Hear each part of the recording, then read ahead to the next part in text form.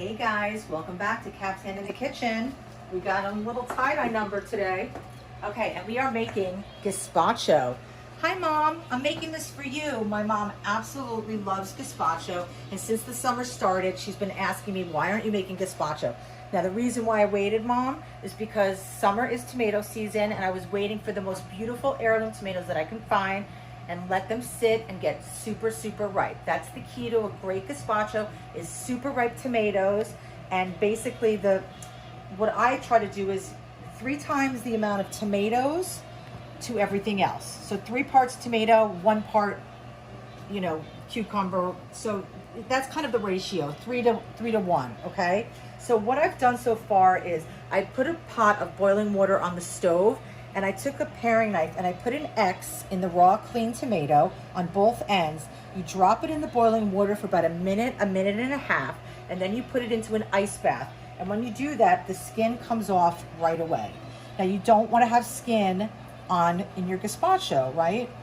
I mean, I guess it would be okay if you did, but I don't. So I peel the skin off, and I've done that for about, I have about 4 pounds of tomatoes, so I've already done that for the other ones, so I don't bore you with getting the skin off. And then I had 1 tomato that I didn't boil because it was broken, so I'm just gonna try and get the skin off of that. Actually, I'm not even gonna try to get the skin off of that. What I'm gonna do is show you this. This is what I did with the other tomatoes. I squeezed them. Oh no! Oh man! You guys! Oh man! I knew this was going to be dangerous. Oh my God. Shoot. God darn. Oh, that darn tomato. All right. So anyway, so what I'm doing is I'm squeezing the tomato. I'll get to that in a second, guys. I know. But my hands are already dirty, so I'm going to keep continuing with this. We're going to take the tomato and squeeze it into a bowl because we want to separate the seeds, and we want the pulp of the tomato, and we want the juice from there, okay? So what I'm gonna do is this other one, and hope to God it doesn't, oh my God. All right. It did a little bit. It did, No, not on you. Okay. It went the other way. That's fine. We don't care if it goes on the cutting board. Okay, so we take the flesh of the tomato and we kind of just break it up like that. Let's get rid of this skin. Okay, and then I'm gonna take this and I'm putting it in a kind of wide hold strainer, okay? And we want that to go down. So we have our tomatoes and I have a ladle, and I just want to kind of push this through so that we don't lose the juice, and we just don't want those seeds, right? But I like to use the stick blender because I don't like mine completely pureed. And when you use a stick blender, you have a little bit more control, I think. Okay? Okay, great. So now we have all that juice in there. That's probably about, a cup and a half of tomato juice, right? So now we're gonna add the rest of this tomato, and we're gonna add a half a pint of small yellow tomatoes, and we're not gonna worry about the skin on those guys, okay? So I have 4 crusty, dried out pieces of bread, little cubes that I'm putting in water. And the reason why I'm doing this, and you can absolutely leave this out if you want this to be gluten-free, but what it does is, or you could use gluten-free bread, it helps thicken the gazpacho a little bit. So you just want to soak these in here and let them get submerged. So while we're waiting for that, let's add, this is 1 English cucumber. And we're gonna start breaking that up first.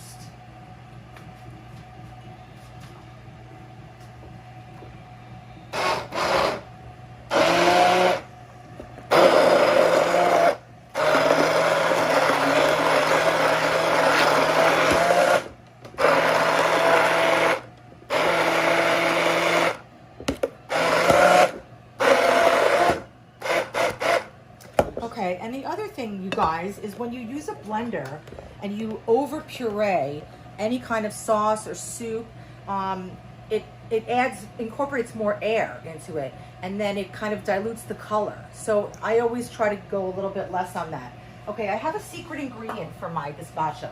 If I have a very ripe mango, that's what I like to put in because it's so sweet and delicious. So sorry, Parker, I did that without. That's okay. They sink. I know. And then I have 1 bell pepper. I'm using yellow, but you can use any color would be fine.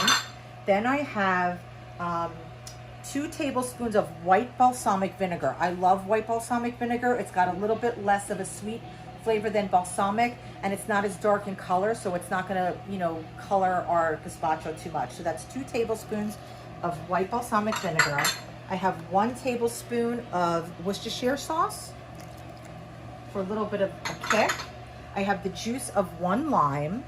And by the way, if you don't have white balsamic, you could use regular balsamic, and also you could use sherry vinegar, which is very traditional in a gazpacho. 1/4 cup of finely diced scallions, and I'm going to save just a couple for garnish at the end. I have 1 tablespoon and a half of red onion. I'm going to save a little bit for the end for garnish also. I have 2 cloves of garlic minced, and you really want to mince this up a lot because we're not going to, blend this too much. So make sure that it's very minced. Okay. And then I have 1 teaspoon of dried cumin, and I have about a teaspoon of jalapeno. Okay. Saving a couple of those for the end. I'm going to add a little bit of basil. Just take that stem off. As much basil as you like. That's probably, about 2 tablespoons of basil. And then we're going to add that bread. So we're just going to squeeze out the water. And what does that do again? This will thicken it a little bit. It'll give it a little bit more body. Oh. Okay? Yeah. And it's going to be, tasteless. Okay. So now we're almost done, you guys. We are going to add about a 1/4 cup of olive oil. And this is in my best friend Heidi Brooks oil cruet that she made for me. It's so awesome. I love it. Okay, so about a 1/4 cup of that. And we're going to add a nice big pinch of salt. Okay. All right, let's stir it up.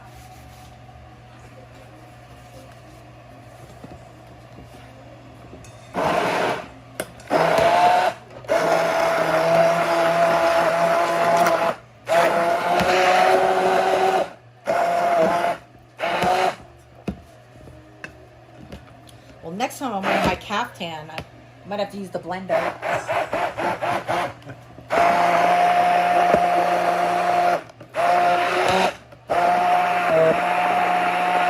Okay, let's give it a taste.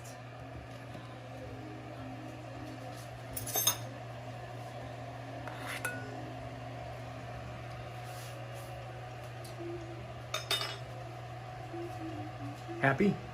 So good, you guys. Okay, seriously, like maybe a touch more salt, just a little bit, just to bring all those flavors out. Okay, and then we're gonna plate it up. So the best thing to do is to make this gazpacho a day ahead if you have the time. If you don't have the time, you can put it over in a bowl with an ice bath underneath to try to chill it really fast. And another thing that you can do is chill some glasses or your bowls in the refrigerator. And that makes a really nice presentation. These are my grandmother's. They're so beautiful. I love them.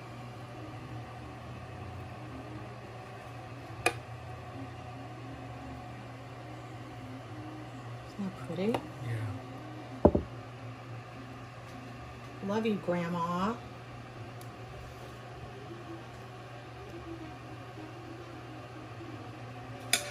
Okay. And then we can do a little scallion garnish on the top. A little bit of onion garnish, and you know, if I had more tomatoes, we could even do a little chopped tomato garnish, would be really pretty.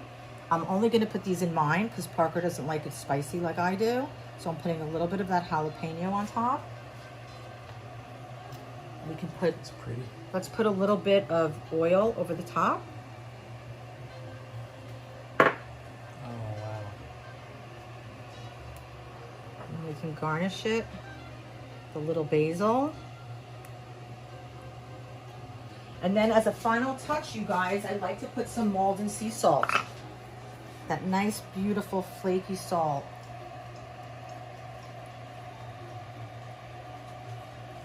Wow. Isn't that pretty? Yeah, you really dressed that out beautifully. That's it, guys. I know you can do it. It's the perfect time, summer, to make gazpacho. Do it while the tomatoes are good. You won't regret it.